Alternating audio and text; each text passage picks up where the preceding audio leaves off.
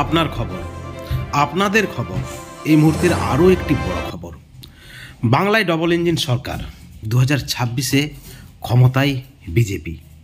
27 সাল পর দিল্লিতে ক্ষমতা ফিরে পায় বিজেপি, এবং সেই পরিপ্রেক্ষিতে এবার যে খবর উঠে আসছে অত্যন্ত কনফিডেন্সের সহিত, আপনারা দেখেছেন গতকালকে যে ঘোষণা করা হয়েছে কেন্দ্রীয় শিক্ষা মন্ত্রী ধর্মেন্দ্র প্রধানের পক্ষ থেকে, যে 2026-এ পশ্চিম বাংলায় বিজেপির সরকার হতে চলেছে।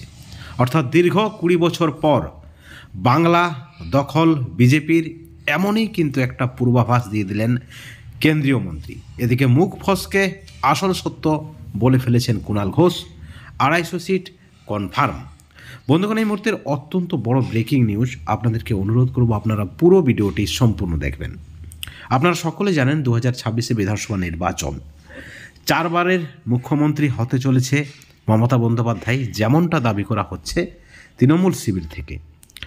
তৃণমূলের পক্ষ থেকে কুণাল ঘোষ দাবি করেছেন যে একেবারে ফাটাফাটি রেজাল্ট, 4র্থবারের মতো পশ্চিম বাংলায় মমতা বন্দ্যোপাধ্যায় মুখ্যমন্ত্রী পদে শপথ গ্রহণ করতে চলেছে, এবং এবারের সিট সংখ্যা নাকি আরও বেশি হবে, অনেক বেশি, 250 থেকেও বেশি হবে, এমনটা দাবি করা হচ্ছে কুণাল ঘোষের পক্ষ থেকে। ঠিক অপর দিকে বিরোধী দলনেতা শুভেন্দু অধিকারী দাবি করেছেন দিল্লিতে যে রেজাল্ট, তাতে একটা বিষয় পরিষ্কার, ধর্মীয় মেরুকরণের রাজনীতি আর চলবে না, সাম্প্রদায়িকতার রাজনীতি আর চলবে না। যেখানে মুসলিম ভোটার রয়েছে সেখানেও দিল্লিতে বিজেপি জয়লাভ করেছে, এবং সেই সঙ্গে যে ধরনের প্রকল্প ঘোষণা করা হয়েছে পশ্চিমবাংলায়, ঠিক একই ধরনের প্রকল্প ছিল দিল্লিতেও।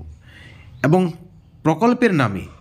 প্রকল্পের নামে মানুষকে ঠকানো, মানুষের স্বাধীনতা খর্ব করা, মানুষের আসল দাবি পূরণ না করে দান খয়রাতির মাধ্যমে কোথাও না কোথাও এক ধরনের বঞ্চনা, সেখান থেকে জনসাধারণ ভোটাররা বুঝে গেছে এই ধরনের যে সকল প্রকল্পগুলি গ্রহণ করা হয়েছে সেগুলিতে আর অন্তত ভোটারদের মন জয় করা যাবে না বা যাচ্ছে না বলে দাবি করা হচ্ছে বিজেপির পক্ষ থেকে। আপনারা জানেন দিল্লিতে মহিলাদের বাস ভাড়া ফ্রি, আপনারা জানেন দিল্লিতে 200 ইউনিট বিদ্যুতের বিল ফ্রি, বিভিন্ন ধরনের পুরোহিত ভাতা ইত্যাদি ব্যবস্থা থাকার পরও কেজরিওয়াল সরকারকে অবশেষে মুখ থুবড়ে পড়তে হয়েছে, এবং আসন সংখ্যা অর্ধেকের নিচে, যা কিন্তু চরমভাবে গোহারা হার বলা হচ্ছে রাজনৈতিক প্রেক্ষাপটে বা রাজনৈতিক বিশেষজ্ঞদের মতে। তৃণমূলের পক্ষ থেকে সরাসরি স্বীকার না করা হলেও দিল্লির নির্বাচন যে বিজেপির বঙ্গ বিজেপির যারা নেতৃত্ব রয়েছেন, বঙ্গ বিজেপির যারা কর্মী রয়েছেন, তাদেরকে উজ্জীবিত করেছে, তাদেরকে অক্সিজেন জুগিয়েছে, এবং কোথাও না কোথাও চাপে ফেলেছে শাসক দলকে। সেই বিষয়টা সরাসরি শাসক দলের পক্ষ থেকে কোনো নেতৃত্ব স্বীকার না করলেও কিন্তু চাপে পড়েছে, তা কিন্তু মন্তব্যে পরিষ্কার। তৃণমূলের মুখপাত্র কুণাল ঘোষের যে দাবি, ফাটাফাটি রেজাল্ট হবে আগামী দিনেও 4র্থবারের মতো মুখ্যমন্ত্রী পদে বসবেন মমতা বন্দ্যোপাধ্যায়, 250-রও বেশি সিট কনফার্ম। সেখানে কিন্তু রাজনৈতিক মহল মনে করছেন চাপ বেড়েছে শাসক দলে, এবং 2026-এর যে বিধানসভা নির্বাচন, যেখানে বিজেপির দাবি তারা সরকার গড়বে, কেন্দ্রীয় মন্ত্রী কলকাতায় পা রেখেই তিনি যে বার্তাটা দিয়েছেন বিজেপি কর্মীদের তথা রাজ্যের মানুষদের, যে বিজেপি সরকার গঠন করবে, এবং যে সকল কেন্দ্রীয় প্রকল্পগুলি রাজ্য সরকার অ্যাকসেপ্ট করেনি বা যেগুলি গ্রহণ করেনি, যাতে বাংলার মানুষের আরও সুবিধা হবে, সেই সকল প্রকল্পগুলি তারা চালু করবেন। আপনারা জানেন বিভিন্ন ধরনের প্রকল্পের টাকা, কেন্দ্রীয় ফান্ড ইতিমধ্যে বন্ধ করে দিয়েছে কেন্দ্র সরকার। রাজ্যের বিরুদ্ধে তাদের যে অভিযোগ রয়েছে, একাধিক ফান্ডে দুর্নীতি হয়েছে, গরমিল হয়েছে, টাকার হিসেব দিতে পারেনি। আপনারা দেখেছেন বাংলা আবাস যোজনার টাকা বন্ধ করে দিয়েছে কেন্দ্রীয় সরকার, নিজস্ব ফান্ড থেকে পশ্চিমবাংলার সরকার আবাস যোজনার টাকা দিচ্ছে, 100 দিনের কাজের টাকা বন্ধ করে দিয়েছে কেন্দ্রীয় সরকার, সেখানেও কিন্তু নিজস্ব টাকা থেকে, নিজস্ব ফান্ড থেকে টাকা দিচ্ছে রাজ্য সরকার। এবং সেই সঙ্গে জাতীয় শিক্ষানীতি নিয়েও কিন্তু কেন্দ্রের মধ্যে এবং রাজ্যের মধ্যে সংঘাত লেগে রয়েছে। আপনারা দেখেছেন বিভিন্ন বিল পাশে কিভাবে রাজ্য এবং রাজ্যপালের সংঘাত চরম পর্যায়ে গিয়েছে এবং একই সঙ্গে দুর্নীতির যে তদন্ত করছে ইডি সিবিআই, একাধিক দুর্নীতির তদন্ত করছে ইডি সিবিআই, আপনারা জানেন। নিয়োগ দুর্নীতি থেকে শুরু করে খাদ্য দুর্নীতি, স্বাস্থ্য দুর্নীতি, বর্তমানে আরজিকর মামলা একেবারে চরম পর্যায়ে গিয়েছে। গতকালকে আপনারা দেখেছেন আরজিকরের রায় ঘোষণা হওয়ার পরেও নির্যাতিতার পক্ষ থেকে বা আইনজীবীদের একাংশ, নাগরিক সমাজদের একাংশ দাবি করছেন কোথাও না কোথাও কাউকে কোনো হেভিওয়েটকে বাঁচানোর চেষ্টা করছে রাজ্য সরকার। পুলিশের ভূমিকায় প্রশ্ন উঠেছে, সরকারের ভূমিকায় প্রশ্ন উঠেছে। অর্থাৎ সব মিলিয়ে একটা জটিল পরিস্থিতি বা চ্যালেঞ্জের মুখে পড়তে চলেছে রাজ্যের শাসক দল 2026-এর বিধানসভা নির্বাচনে। ঠিক এই পরিপ্রেক্ষিতে দিল্লির রেজাল্ট অত্যন্ত চাপে ফেলেছে কালীঘাটকে তথা শাসক দলকে, যেমনটা মনে করা হচ্ছে রাজনৈতিক মহলের পক্ষ থেকে বা রাজনৈতিক বিশেষজ্ঞদের পক্ষ থেকে।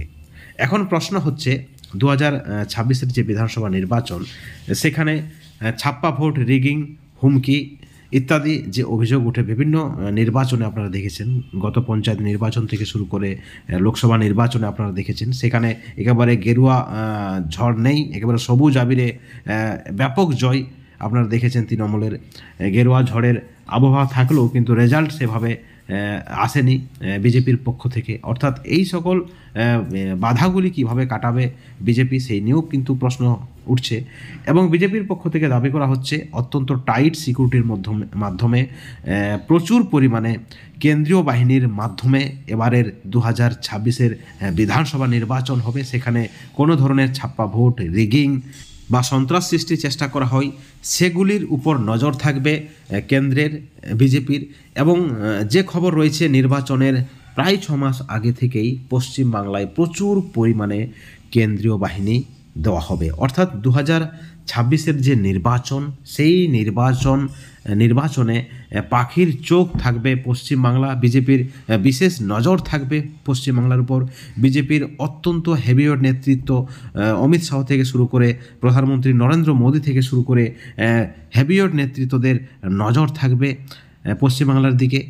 এক কথায় বলতে গেলে সূত্র মারফত যে খবর রয়েছে, বিজেপি সর্বশক্তি দিয়ে পশ্চিমবাংলায় 2026-এর নির্বাচনে লড়াই করবেন। ইতিমধ্যেই কিন্তু প্রস্তুতি তারা শুরু করে দিয়েছেন যে খবর রয়েছে। অর্থাৎ পাখির চোখ থাকছে 2026-এ পশ্চিমবাংলা। বিজেপি ক্ষমতায় আসার জন্য তারা কিন্তু সর্বশক্তি দিয়ে ঝাঁপাবেন, যেমনটা কিন্তু খবর রয়েছে।